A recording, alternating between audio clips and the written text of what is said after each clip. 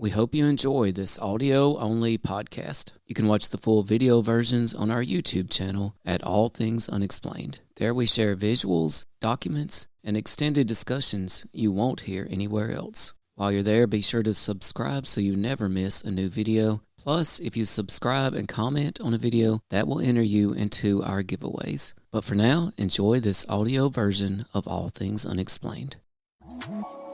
All Things Unexplained.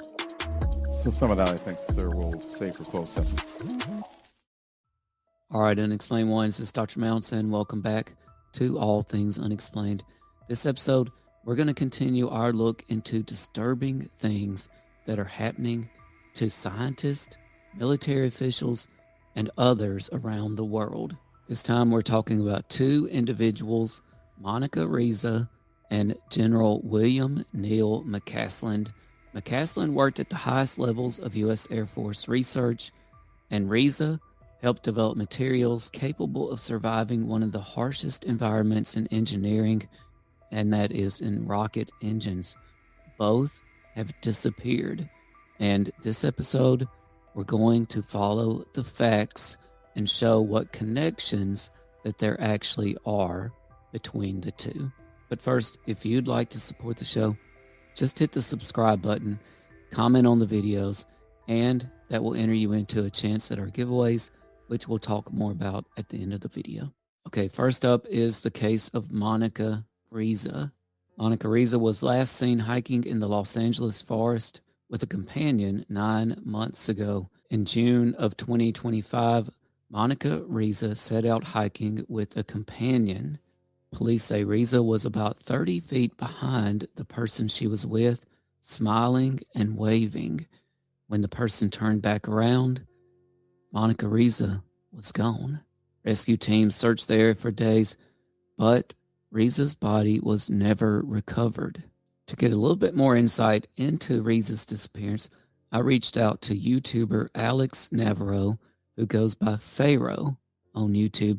Be sure to give them a subscribe, because I noticed that Pharaoh was actually out on the trails where Reza disappeared, looking for himself, searching the Los Angeles forest area where Reza disappeared. Now, Alex gave me a little bit more insight into the situation. Alex said the area she was last seen is a semi-popular trailhead. It is right off a main highway and about 4.7 miles in, where it splits 3 ways. 2 others were hiking with her. I believe this is a little bit different than what is reported in the mainstream media, by the way, which says that there was 1 companion with her. YouTuber Pharaoh, Alex Navarro, says that 2 others were with her. 1 stopped and headed back after 4 miles. The other was ahead of her and went to Twin Peaks, which is south half a mile down, then up another 2 miles. The companion that continued returned the same way and never saw Reza again. They arrived back at the car, and the first companion that returned earlier asked, "Where is Monica at?" They returned to the area where Reza went missing, as have many others since then, but there's been no evidence. However, as Pharaoh says, if she left the trail to go to the bathroom, behind a rock, for example, there are thousands of places that she could have slid down and hit her head. The search went on for weeks, he said, with helicopters, dogs, and many people searching, but nothing was found. And one thing that did strike me about Pharaoh's YouTube video, there are a lot of treacherous rocks and slopes, and it definitely looks like somewhere that you would not want to be hiking alone if you got into trouble. And now I want to tell you about a missing persons case in Albuquerque, New Mexico. On the morning of February 27th, 2026, Major General William Neil McCasland disappeared. At some point that morning, there was a repairman at the McCasland's residence. The wife left, returned to the home an hour later, only to find McCasland gone. Some things that were missing: McCasland's wallet, a .38 caliber revolver, a leather holster, and a red backpack. Curiously, some of the things McCasland left behind were his phone, prescription glasses, and all his wearable devices. The authorities quickly put out a silver alert because of previous reports of, quote, mental fog that McCasland has experienced. However, by all accounts, McCasland has been described as the most intelligent person in the room at any given time. Since McCasland has went missing, the FBI has become involved. There's been very little information released since his disappearance, other than a gray U.S. Air Force sweatshirt was found about 1.25 miles east of McCasland's home on March 7th, 8 days after he disappeared. This is from the Bernalillo County Sheriff John Allen. Now, McCasland's family has not confirmed the sweatshirt was his, and there's been no blood detected on the shirt in initial testing. What has captured the public's fascination with the McCasland case, and this is where the case ties back in to Reza, is McCasland's ties to UFO lore. McCasland literally led Wright-Patterson Air Force Base at one time, which of course is an Ohio base steeped in decades of UFO theories. And whether you believe the lore or not, the fact is Wright-Patterson has played a key role in the military's real investigations into mysterious objects in the sky, from Cold War era research programs to efforts to study UAPs. Now, to be fair, since his disappearance, McCasland's wife, Susan, has kind of pushed back against misinformation regarding his disappearance. And she has taken to Facebook refuting reports alleging dementia concerning phone calls and his involvement with the UFO community. But she did have this to say.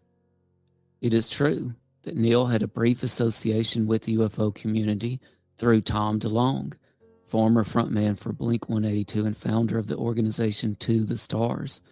Neil worked with Tom for a bit shortly after his Air Force retirement as an unpaid consultant on military and technical scientific matters to lend verisimilitude to Tom's fiction book and media activities.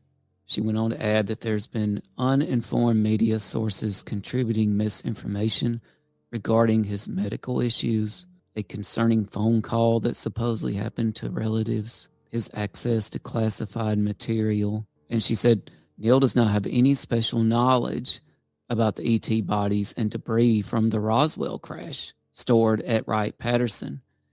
And honestly, it's kind of flabbergasting that she even said this.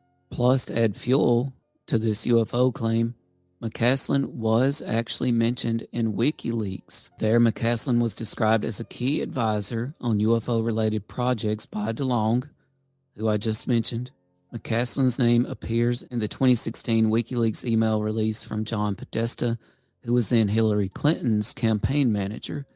In emails to Podesta, DeLonge said he has been working with McCasland for months and that the general was aware of the materials DeLonge was probing because McCasland has been in charge of the laboratory at Wright-Patterson Air Force Base where the Roswell wreckage was shipped.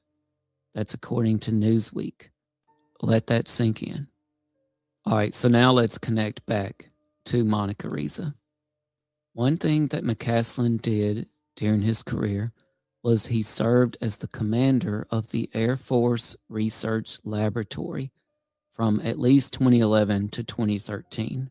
During that time, the AFRL oversaw propulsion, advanced materials, and next-generation aerospace systems.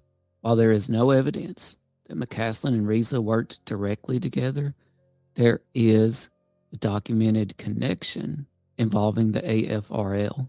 I'm going to read from an article published May 5th, 2016 on the Air Force Material Command website. The article is called Air Force Demonstrates Key Rocket Engine Technologies for Next Generation Launch Systems. I'll put the link to this in the show description. The article was written by Air Force Research Laboratory Propulsion Directorate. The second paragraph states, the subscale pre-burner test campaign accomplished the first demonstrations of several key rocket engine technologies including the first use of Mondaloy 200 superalloy in a rocket engine environment and the first operation of a diluent-type pre-burner. Demonstration of Mondaloy 200, which was co-developed by Aerojet Rocketdyne and the AFRL Materials Directorate, was a critical step to proving the unique combination of high strength and burn resistance necessary for hardware survival in the harsh ORSC rocket environment. So although this article was written in 2016, finally unveiling the use of this superalloy called Mondaloy, there's no doubt that the AFRL was involved with Mondaloy for years in development leading up to this, almost certainly crossing over with McCasland's leadership at the AFRL. How does that connect to Monica Reza, you might ask? Monica Reza was professionally known as Monica Jacinto, and Monica Jacinto co-invented, along with Dallis and Hardwick, a family of nickel-based superalloys known as, you guessed it, Mondaloy. This family of alloys was designed for extreme environments, specifically rocket engines. And yes, I can't help but think about the book The Day After Roswell by Colonel Corso. And I don't care how long this UFO thing goes on, the claims of Corso in The Day After Roswell continue to be relevant. And one of the claims Corso made was that technology recovered in the 1947 Roswell incident began to be reverse engineered and contributed significantly to our technological advances. As I said, in 2016, the U.S. Air Force confirmed that Mondaloy 200 was successfully tested in an oxygen-rich staged combustion environment, which is one of the most demanding propulsion conditions known. Again, the alloy was co-developed with the AFRL Materials Directorate, so certainly overlapping with McCasland. Now, Reza / Jacinto's co-inventor, Dallis and Hardwick, had a long and distinguished career in materials science.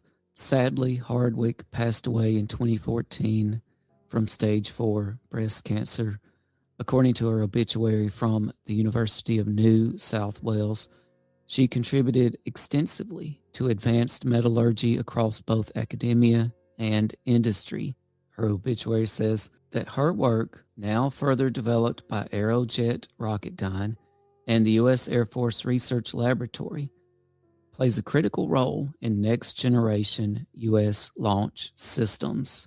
It says her later career included roles at Boeing in Seattle and the AFRL in Ohio.